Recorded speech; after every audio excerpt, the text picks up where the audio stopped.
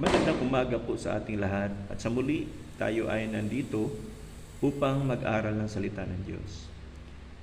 At sa ating pagsisimula, tayo po ay yumuko at manalangin. Diyos na makapangyarihan sa lahat, marami pong salamat sa pagkakataon na muli ipinagkaloob mo sa amin upang kami ay mag-aral ng iyong salita.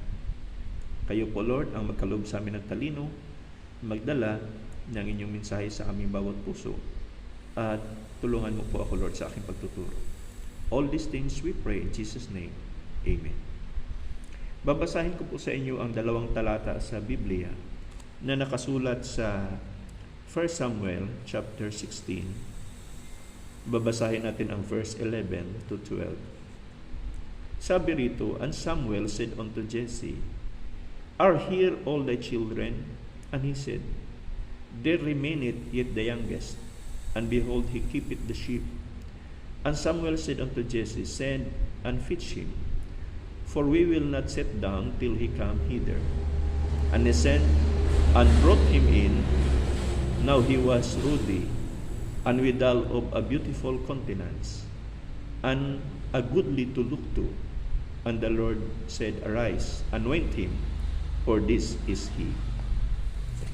Yung talatang binasa natin, ito yung talata kung saan si Propeta Samuel ay inutusan ng Diyos upang pumunta sa Bethlehem at pumunta sa pamilya ni Jesse, sapagkat isa sa mga anak ni Jesse ang magiging sunod na hari kapalit kay King Saul. Si King Saul ang unang hari ng Israel. Kaya lang, sa pagiging hari ni King Saul, marami siyang mga bagay na ginagawa na hindi na naayon sa kalooban ng Diyos. Kung kaya't ang Diyos ay nag-decide na papalitan si King Saul at isa sa mga anak ni Jesse ang papalit kay King Saul.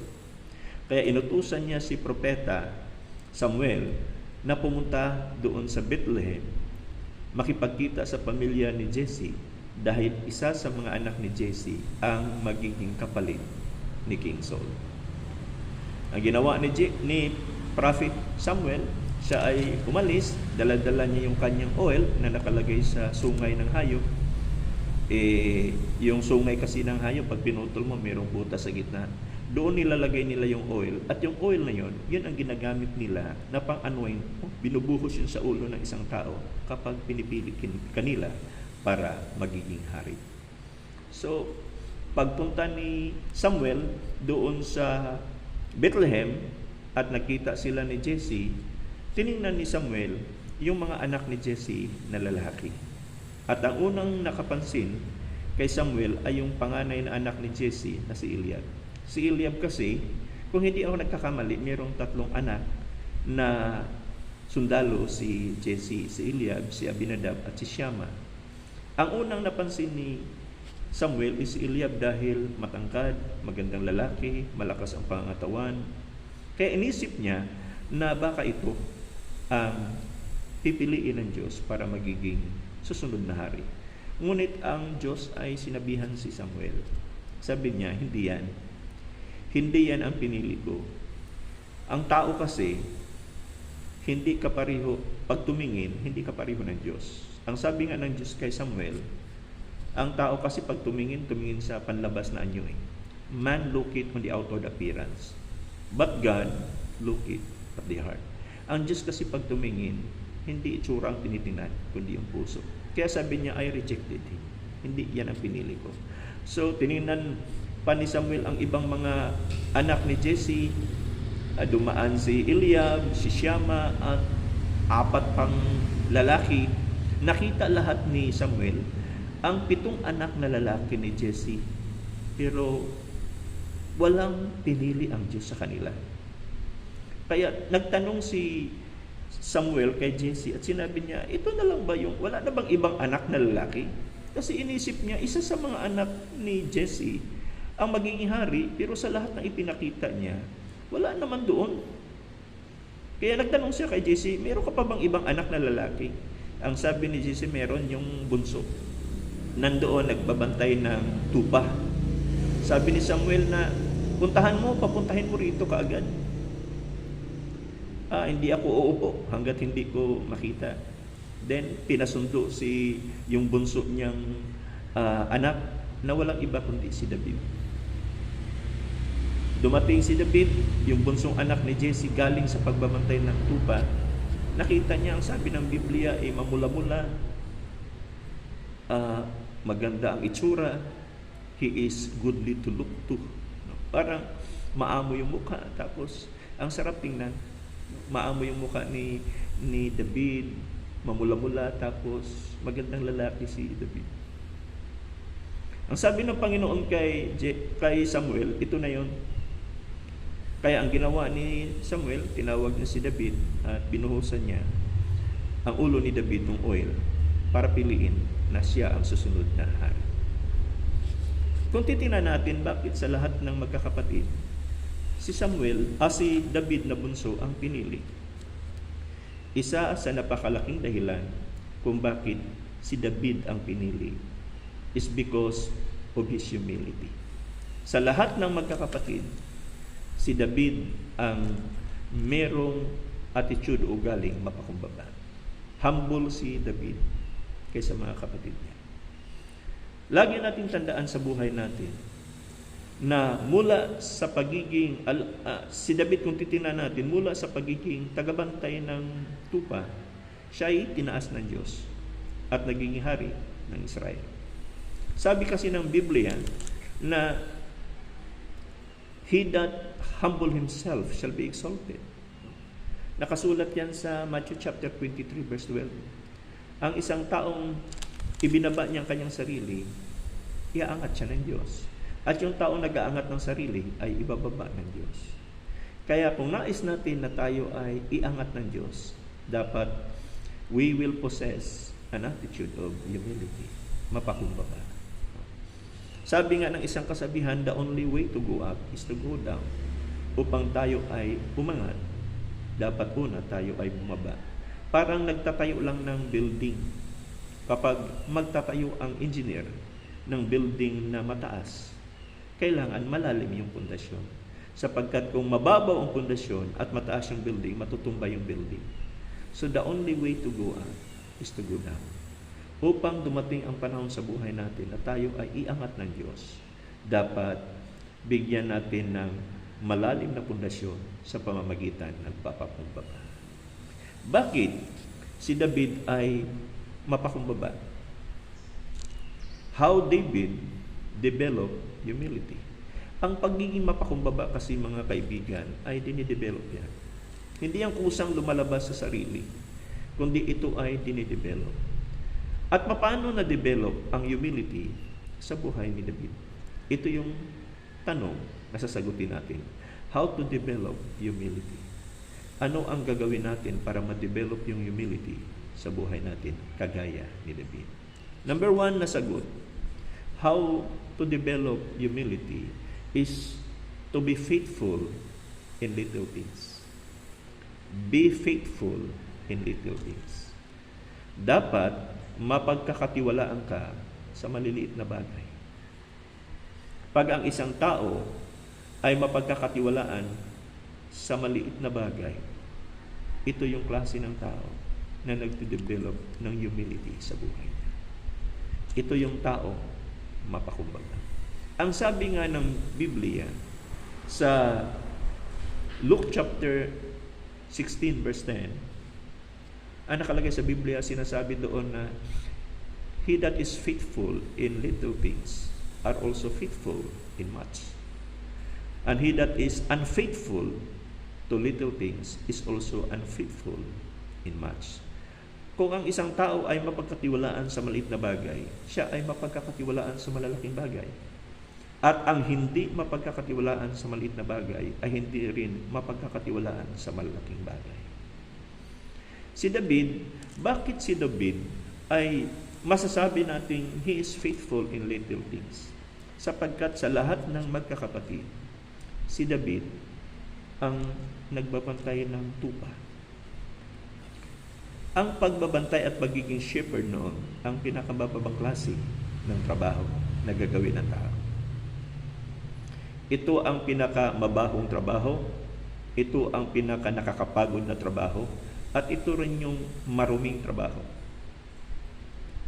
Kaya kalimitan, yung pinakamababa sa pamilya, ito yung pinipiling ipagawa ang ganyang klase ng trabaho, sapagkat mababang klase ng trabaho ang pagiging shepherd.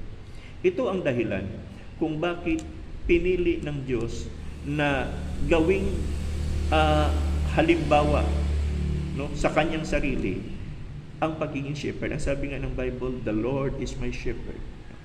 Bakit? Sapagkat gustong ipakita ng Panginoon na kahit siya ang Diyos, kaya niyang bumaba sa pinakamababang klase ng tao.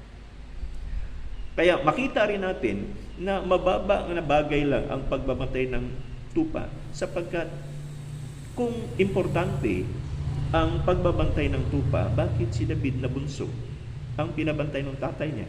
Bakit hindi yung ibang mga kapatid na mas matanda kay David? Hindi hamak na mas malalakas sila. Hindi hamak na mas mature sila. Pero bakit hindi sila ang pinagbabantay? Kasi para sa tatay ni David, maliit lang naman na bagay ang pagbabantay ng tupa.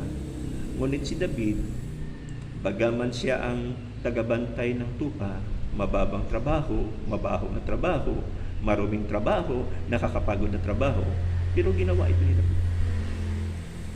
Ginawa ito ni David. Ito ang dahilan kung bakit si David ay nag-develop ng humility sa buhay niya, sapagkat si David ay mapagkakatiwalaan sa maliliit na bagay. Ganyan din naman dapat tayo. Dahil kung tayo ay hindi pwedeng pagkatiwalaan ng piso. Kunwari, ikaw bumili ka sa tindahan, pagkatapos sinuklian ka, sumobra ng piso, hindi mo man lang binalik yung piso. Pag hindi ka mapagkakatiwalaan sa piso, mas lalo kang hindi mapagkakatiwalaan sa 1,000. Kapag may nagsukli siya at sumobra ng 1,000, mas hindi mo yung isasauli. Kung piso nga, hindi mo kayang isasauli, 1,000 pa. Pero ang isang tao na mapagkakatiwalaan sa maliit na bagay, sila rin yung tao mapagkakatiwalaan sa malaking bagay. Hindi ka pwede magsasabi na mababa lang naman ang price na to . Okay lang to. Okay lang kupitin natin to. Kasi magkano lang naman. Saka na natin ayusin kapag malalaking pera na ang ipagkakatiwala sa atin. No. Kung hindi ka mapagkakatiwalaan sa maliit na bagay, hindi rin ka mapagkakatiwalaan sa malaking bagay. Kung titingnan natin sa sarili natin, paano mo masasabi na faithful ka in little things? Paano mo masabi, ako pastor, kanang mapagkakatiwalaan ako sa maliliit na bagay? Then ito yung mga tanong na dapat mong sagutin. Una, can others count on you without supervision? Kapag mayroon bang ipinapatrabaho sa iyo, mapagkakatiwalaan ka na magtrabaho kahit walang nakatingin? Pag ang isang tao ay pag walang nakatingin ay hindi nagtatrabaho ng maayos, hindi ka mapagkakatiwalaan sa maliit na bagay, hindi ka taong mapakumbaba. Ang taong mapakumbaba, ito yung taong nagtatrabaho kahit walang nagbabantay. Pangalawang tanong, once you say yes, does the job get done and done well? Pag sinabi mong, oo, gagawin ko to, natatapos mo ba? At tinatapos mo ba ng maayos? Maraming mga tao, uulan ng oo, pero walang natatapos. Ang isang taong mapakumbaba at isang taong mapagkakatiwalaan sa maliit na bagay, kapag meron kang sinabing, oo, tatapusin ko to, tatapusin mo. At tinatapos mo ng maayos. Pag ikaw ay mapagkakatiwalaan sa maliliit na bagay, ito ay magde-develop ng humility sa buhay mo. Diyan ka magiging mapakumbaba. Tulad ni David, in order for us to develop humility, we must be faithful in little things. Ang pangalawa na sagot sa katanungan how to develop humility. First, be faithful in little things. Pangalawa, how to develop humility. Do your task with excellence. Ang pangalawang sagot, do your task with excellence. Pag mayroong trabahong pinagawa sa iyo, gawin mo yung pinaka-best na magagawa mo. Ganon si David. Noong si David ay pinili ng tatay niya para magbantay doon sa tupa niya. Hindi lang si David nagbabantay sa tupa niya, kundi pinroteksyonan niya mismo ang tupa ng pamilya niya. Makita natin mga kaibigan sa Biblia dito sa 1 Samuel chapter 17, noong siya ay inutusan ng kanyang tatay na pumunta sa mga kapatid niya sapagkat yung mga kapatid niya ay mga sundalo. At ang sabi ng tatay niya, wala nang pagkain yung mga kapatid mo, baka magutom sila. Ito yung panahon na si Goliath hinahamon ang Israel. Nung pumunta si David para hatiran ng pagkain yung mga kapatid niya, nung makita niya na inaalipusta ni Goliath ang mga sundalo ng Israel, tapos walang lumalaban kay Goliath, siya ang nagpresentang lumaban. At nung nagpresenta siyang lumaban, dinala siya doon kay King Saul. Nung dinala siya kay King Saul, tinatanong siya roon kung ano ba yung kakayahan mo upang lumaban. Ito yung sabi ni David sa 1 Samuel chapter 17 verse 34 to 37. Ang sabi niya doon, "And David said unto Saul, Thy servant keep his father's sheep, and there came a lion and a bear, and took a lamb out of the flock. And I went out after him, and smote him, and delivered it out of his mouth.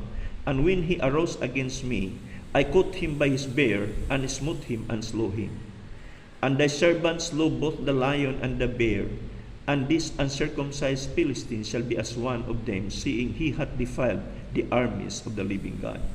Ang sabi niya, nung ako nagbabantay ng mga tupa ng pamilya ko, merong leon at uso, bear, na pumunta doon, tapos kinain yung isa sa mga tupa.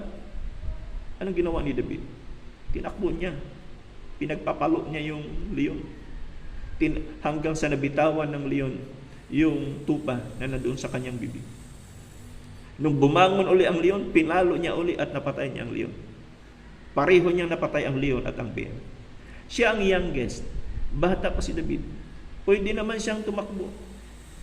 Nung makita niya ang leon mga kaibigan, ay hindi lang kumakain ng tupa, kumakain rin ng tao. Kaya nga sa Biblia, hinalintulad ng Biblia si Satanas sa leon. Hindi basta-basta kayang talunin ng tao. Kaya lang naman natin talunin si Satanas kapag tutulungan tayo ng Diyos.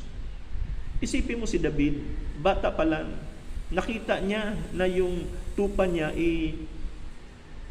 kinain ng leon. Hindi niya pinabayaan. Kahit buhay niya, inaalay niya.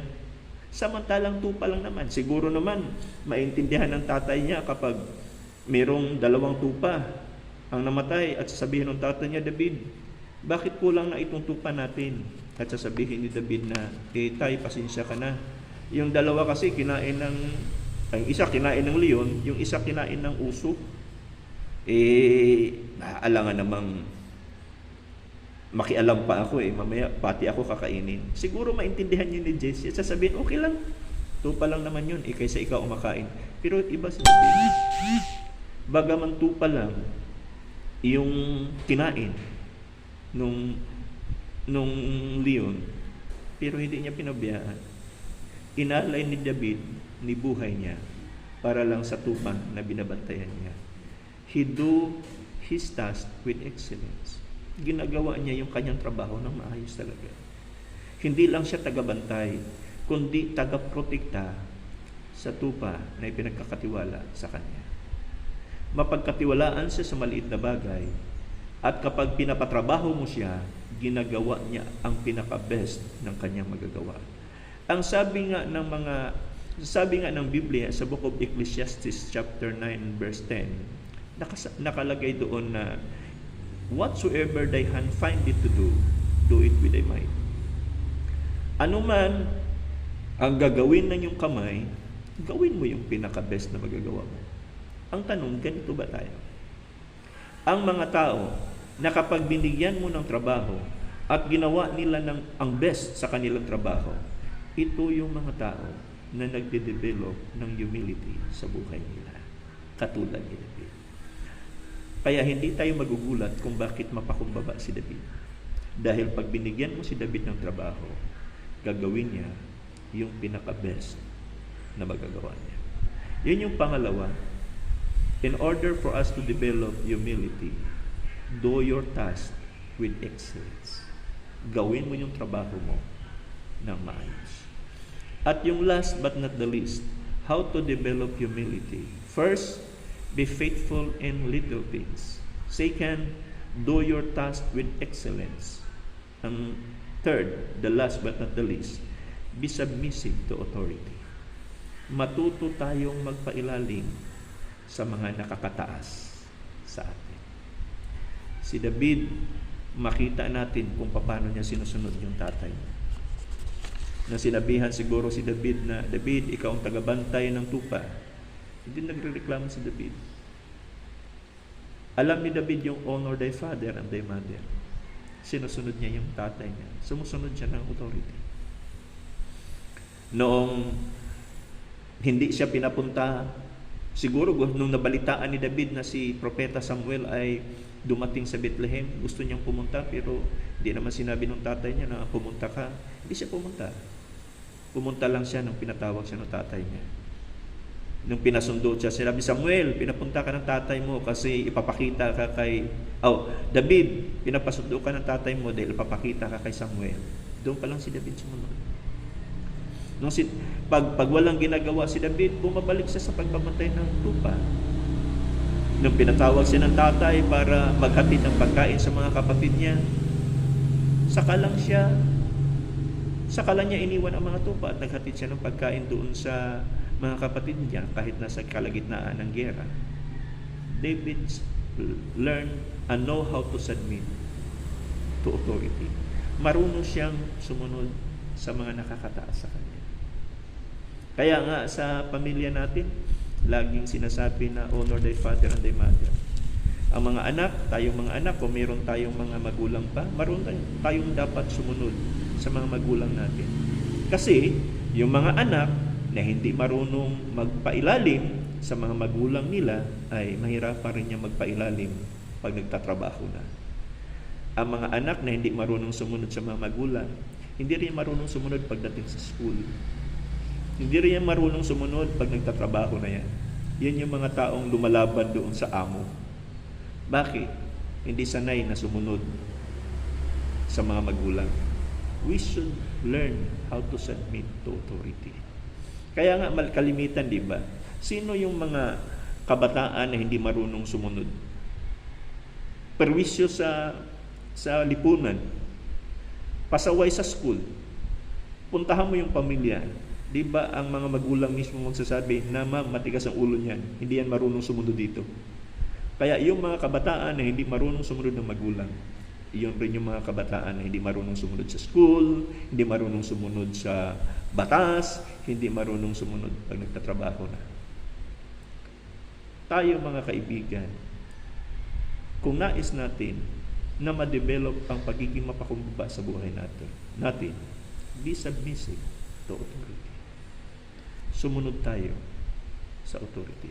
Yung mga tao na hindi marunong sumunod, ito yung mga taong mapagmataas. Kung babasahin nga natin ang 1 Peter chapter 2, ito yung huling talata na babasahin natin. Ito ay nakasulat sa 1 Peter chapter 2. Basahin natin ang verse 13. Ang sabi ng 1 Peter chapter 2 verse 13. Submit yourselves to every ordinance of man for the Lord's sake, whether it be to the king as supreme, or unto governors, as unto them that are sent by him for the punishment of evildoers and for the praise of them that do well. For so is the will of God, that with will doing we may be put to silence the ignorance of foolish men. Sabi ng Biblia, submit yourself to every ordinance, no? Sa mga batas, gobernador man, kings, marunong tayong sumunod. Sila yung pinili ng Diyos. Ang presidente natin ngayon, si President Duterte, dapat marunong tayong sumunod. Kung sino man ang inilalagay sa taas natin, marunong tayong sumunod. One day, ilalagay ka ng Diyos rin sa taas. Ang sabi kasi nila a good leader is a good follower. Pag hindi ka marunong sumunod, hindi ka rin magaling na leader. A good follower is a good leader. Yun ang dahilan kung bakit si David ay nagiging hari, sapagkat nung hindi pa siya hari, marunong siyang sumunod. He submit to authority. So mga kaibigan, ito po yung mga sagot sa katanungan po natin. How to develop humility base sa buhay ni David. First, be faithful in little things. Pangalawa, do your task with excellence. And last but not the least, be submissive to authority. Maraming salamat nawa sa maiksing panahon na nag-aaral po tayo ay meron tayong natutunan kahit papano. Maraming salamat sa inyo at manalangin po tayo. Diyos na makapangyarihan sa lahat, maraming pong salamat sa natapos namin na pag-aaral. Kayo po ang patuloy na magpala sa bawat isa. Kayo po ang patuloy na magkaloob ng safety and protection sa bawat isa. Lalo na sa aming mga pamilya. At bigyan niyo po kami ng proteksyon laban sa mga sakit, lalo na sa kumakalat na COVID. Salamat Panginoon, salamat Holy Spirit. All these things we pray in Jesus' name. Amen.